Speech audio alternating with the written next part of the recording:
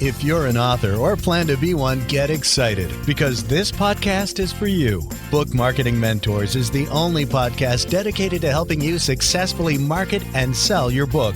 If you're ready for empowering conversations with successful marketing mavens, then grab a coffee or tea and listen in to your host, international best-selling author Susan Friedman. Listeners, I'm excited to share some good news. Podcast Connections is our brand new episode sponsor. If you feel your book deserves more reach but visibility hasn't come easily, podcast guesting can open the right doors. The team at Podcast Connections gets you in front of the audiences who need your message and your expertise. If podcast guesting is something you're interested in, please contact them at podcastconnections.co and tell them you heard about them on the Book Marketing Mentors podcast. And now, let's get on with the show. Welcome to Book Marketing Mentors, the weekly podcast where you learn proven strategies, tools, ideas, and tips from the masters. Every week, I introduce you to a marketing master who will share their expertise to help you market and sell more books. Today, my special guest is Kevin Johns. Kevin is an author, writing coach, and storyteller who's spent more than a decade helping hundreds of fiction authors create stronger, more compelling stories. He's the founder of the Writers Craft Summit and the host of the Writing Coach podcast, where he's interviewed authors and industry experts in more than 200 episodes.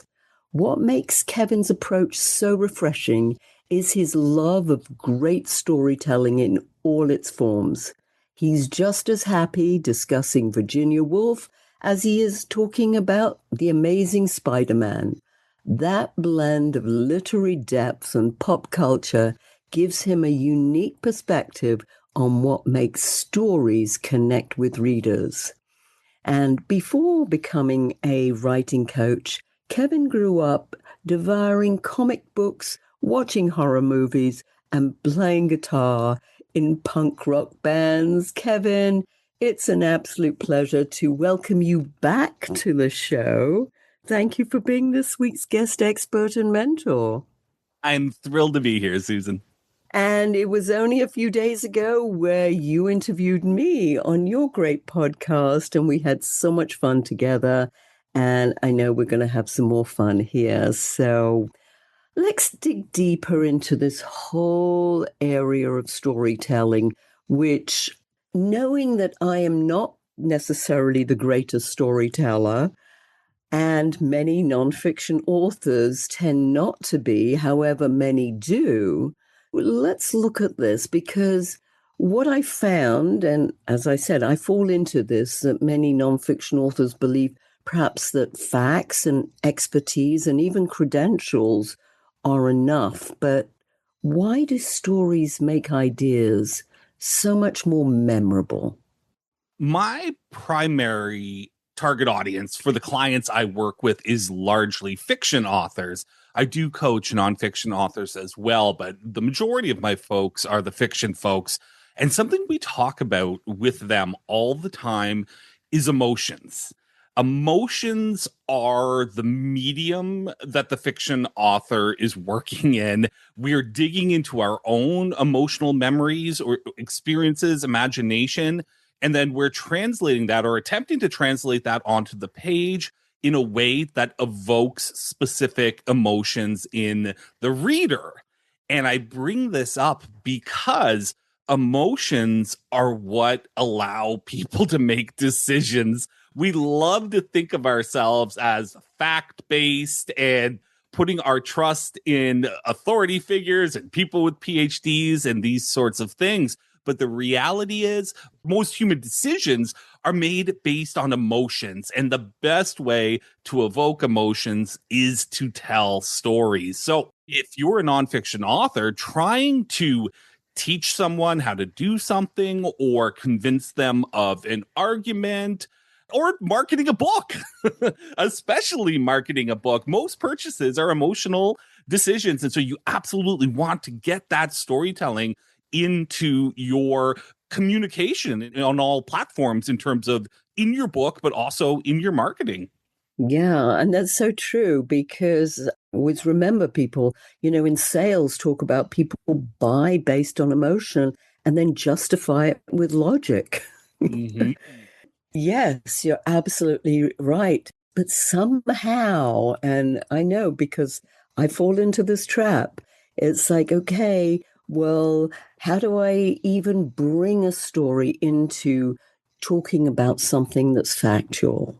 I mean, I'm very good at giving you tips and ideas and ways to do things, but not necessarily as good about how do I weave that story and those emotions that people start feeling it rather than sort of just thinking about it. What advice would you give somebody like me? Well, when I work with nonfiction authors who are coming in with a ton of expertise and a ton of tips and these sorts of things, I'm always encouraging them to bring themselves into it. Whether you're teaching via podcast or teaching to a client, Susan, how can you bring your life experiences to that discussion? When you're giving 7 tips, is there one of them that comes from your own personal experience? Is there, even better, a mistake you made at some point in the past that you can tell people about? Because it's great to be able to say, go do this, this, and this. But it's even better to say, go do this, this, and this, because I did the other thing and it went wrong. And so I've learned a lesson that you can now execute on. And so really be aware of your own learning process. And as with most adults, most of the learning we do at this point in our lives is making mistakes, right? We're not in classrooms anymore. We're in the real world trying things. And sometimes things work, but a lot of times they don't, particularly in the world of marketing and book marketing. And so monitor your own experiences and then weave them into the facts and information and techniques that you share with your listeners or with your clients or via a book. Yeah, and over the years, I've got braver about doing that. And listeners will tell you that sometimes, I'm saying things that I never even thought that I would share publicly. But it's like, yeah, it's that human side of it. And I know now that in this day and age, we're so into authenticity and trust.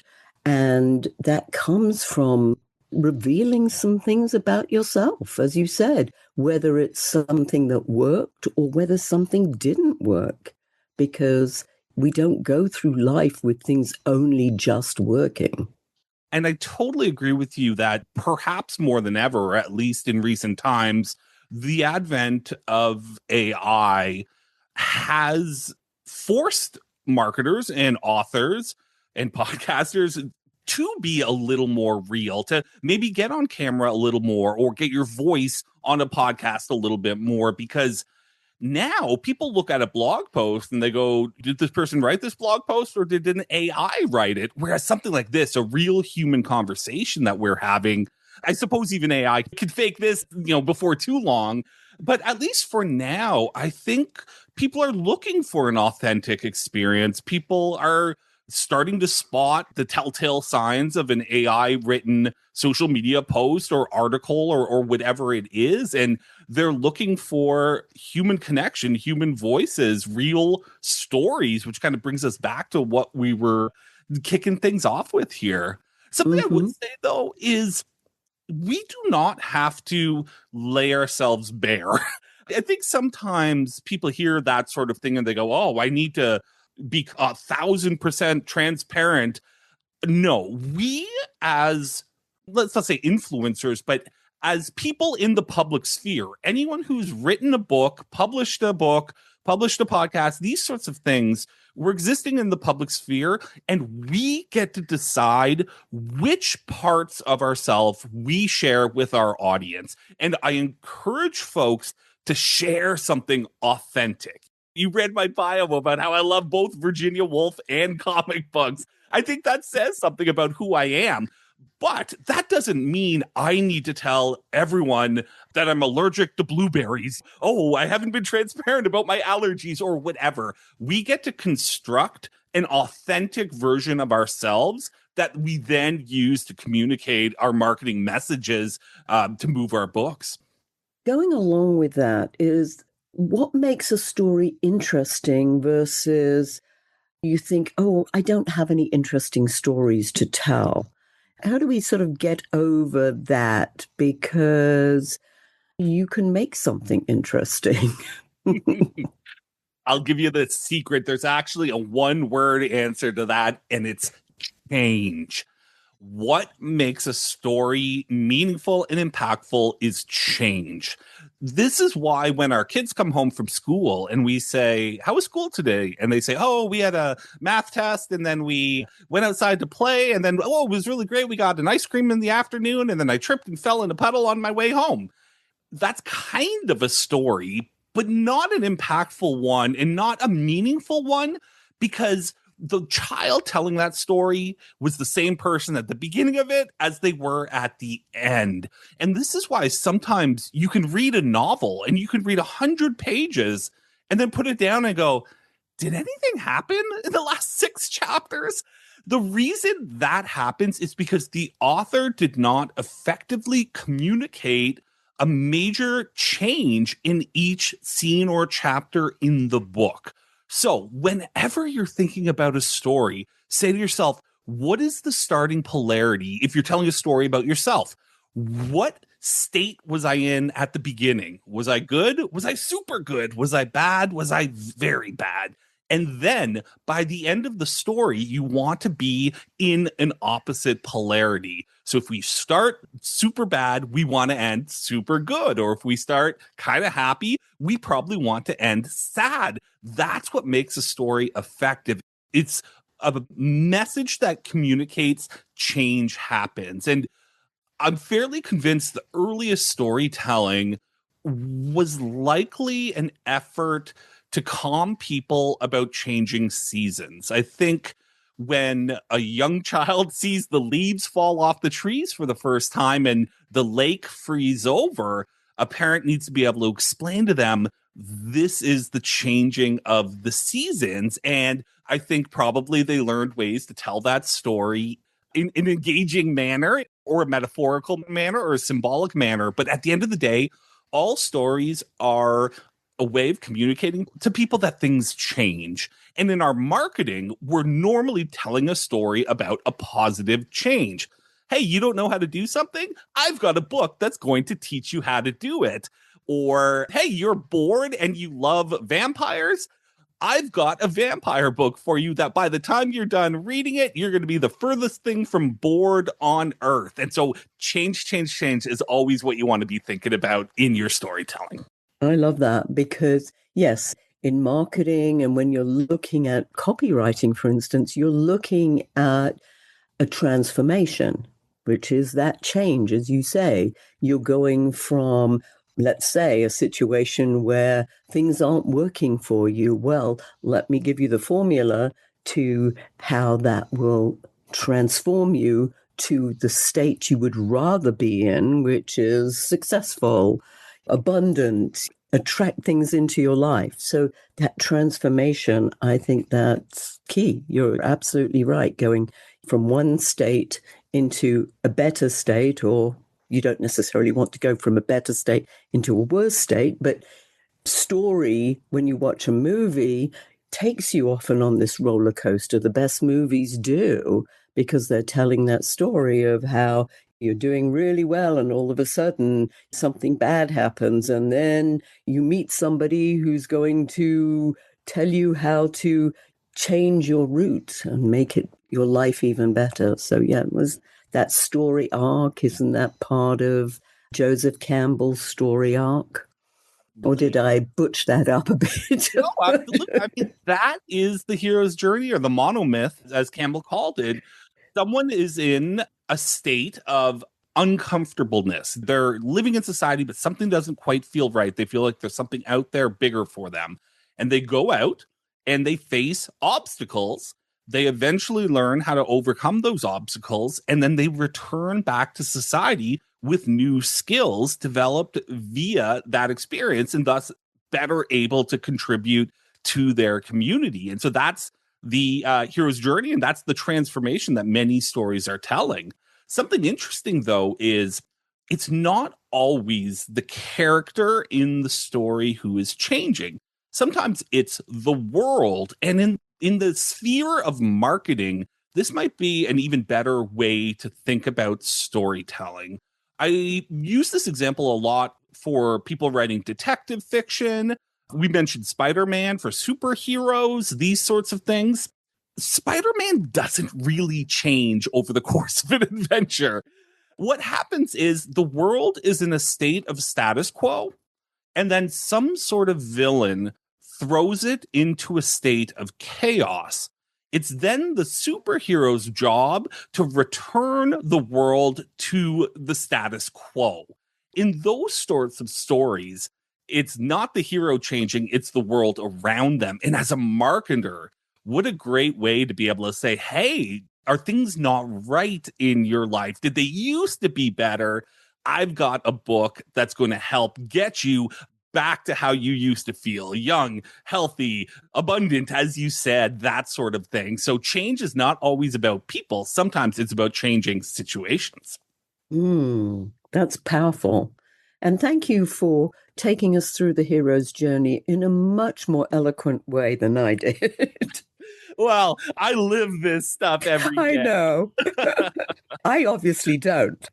I think you probably do, just with different terminology, right? I mean, that's the amazing thing about the monomyth and Campbell's argument is that, I mean, his application of it was folk tales. He was an anthropologist studying a bunch of folk tales, and he said this is the core of all the stories being told. And then that information was adapted by Hollywood, and Christopher Vogler kind of modernized the language around it in the 80s. And it was largely popularized by, well, there was a BBC documentary in the 80s on Campbell. But anyway, the point being, this is the core of many stories, but it's also the core of life experiences. I mean, that's the whole point. We want to learn how to play guitar. And at first, it's really hard. And if we're going to persevere and learn how to play guitar, we're going to face a bunch of obstacles along the way. But if we persevere through the difficulties and get to that place where we're happy with how we are able to play guitar, we're going to be able to entertain our family and our friends and better contribute. So whether it's book marketing or learning an instrument or telling a story, it's so fascinating how, it's all about things are one way, things get bad for a while, and if you stick it out, they're going to get good again. Or if you take action. In the world of marketing, we never want people just sticking it out. What we want is people taking action. And normally that means buying our book, but buying our book can be the first step towards a healthy lifestyle or changing a diet or finding a romantic partner or whatever it is we are teaching them. It's the action that makes the difference. Yeah, those are definitely my words coming out of your mouth, that whole idea of persevering. Marketing, as we all know, is a long game. And unfortunately, far too many authors give up, whether they're fiction or nonfiction. It's like, oh, nobody's interested. It's not working. I tried this. It didn't work. Or they try something new, or there's this shiny object that they want to try because it worked for somebody else. But at the end of the day, it's sticking with something that you know is right and persevering with it. Sometimes it takes years, unfortunately. You and I talked about this on my podcast. Yes. Yeah, of like every overnight success has been doing it for like 15 years. Yes, I had a mentor who said that. An overnight success takes 15 years. Yeah, let's stick it out. I resonate with that because, like you said in the intro, I've been working with authors for over a decade now. Maybe a couple of years I'll be pushing that 15-year mark, and I kind of feel like I'm starting to get it now. Like I've taught hundreds of authors, I've worked on dozens of books, but these things aren't easy and they take time. And if you really want to be the best of the best. That does not happen overnight. And I think Doesn't. many book marketers want to be the best. They want to hit the top 10 lists and they want to sell millions of copies or whatever that is. But the skill sets and just the foundation that you have to put in place to get there, to be able to execute at that level, but also to have the reach and the connections and the network and the platform and all of these things take time to grow. So as you said, none of it happens overnight. It is about perseverance. Perseverance. And as you said, your network, your planning, knowing and having that goal and doing the steps to get there. Just like taking a degree at college. I mean, there are courses that you have to take in order to reach that degree level. Let's talk about your story plan blueprint. I love this. It's a system, and we all love systems. Talk to us a little bit about that and why it works. Story plan is the entry point into my world a lot of the time for fiction authors in particular, but also nonfiction authors. It's a 4-week program I teach, which establishes the fundamentals of, let's just call it storytelling again, whether that's a story you're telling via nonfiction or whether that's a novel. And it's teaching people how to think about the fundamental elements of story before they start trying to write the book, so that when you do sit down to write the book or tell the story, you know that you're already functioning from a strong foundation. And what I argue is that if you do the things I teach in Story Plan, your story's going to be like a B or a B plus, no matter what, practically. It's like, is it going to be an A? Is it going to be an A plus? Is it going to be mind blowing and connect with people and get turned into a Hollywood movie? Maybe, maybe not. There's a lot of other factors that kind of take us from that B plus to a A plus outlier. But there are fundamentals to story that we know work by this point. For over 100 years, humans have been studying story. And because Hollywood films are so darn expensive, Hollywood has really studied what works. Because if you're going to invest $300 million in a story, you really want to know that you're doing the things that we're confident people like. And then that's not to say everything is a hit, right? The people make films want them all to be a hit. But like I said, there's a lot of different elements that kind of push things over the edge from good to spectacular. But if you have the foundation in place, you can move forward as a storyteller with confidence, knowing that the whole thing is not going to fall apart from underneath you because you've already built that strong foundation. That begs the question, would you be willing to share a few of those fundamental elements that we need? Absolutely. And it is hilarious because it ties perfectly into marketing. So you might think planning a book is so far off from marketing a book because you got to plan it, then you've got to draft it, then you've got to revise it a bunch of times, and you've got to edit it, and you got to bounce it off beta readers. And it's a very long journey, as you know, to make a book. But the very first thing we start with in Story Plan is genre. What type of book are you writing? Because the genre determines the expectations of your reader. And whether or not people like your book is largely going to be based on whether or not you deliver on the genre expectations that you are giving them, the promise that you're making. If you say to them, I'm writing a vegetarian cookbook, and they open it up and there's a steak on chapter 7, you've betrayed the promise. You've said you were giving them a vegetarian cookbook and you have not delivered. And a lot of writers sit down and try to write a book without understanding what type of book it is, without knowing who that target audience is. And so we spend a lot of time in that first week looking at the type of book that the person wants to write, but also the iconography, the symbols, the different types of conventions that the reader is going to expect if you're going to say it's that type of book. Now, some of the language I'm using here, Susan, you're going to be familiar with, your audience is going to be familiar with. target audience, right? The promise to your customer, all of these sorts of things. And so I recently launched my first book marketing program. All of my programs before now have been writer's craft focused, but I this year launched my first book marketing program. And guess where we start? Genre. Who is it for? Exactly. So Exactly. where we start at the beginning is also where we start at the end, which is that process of who is this book for?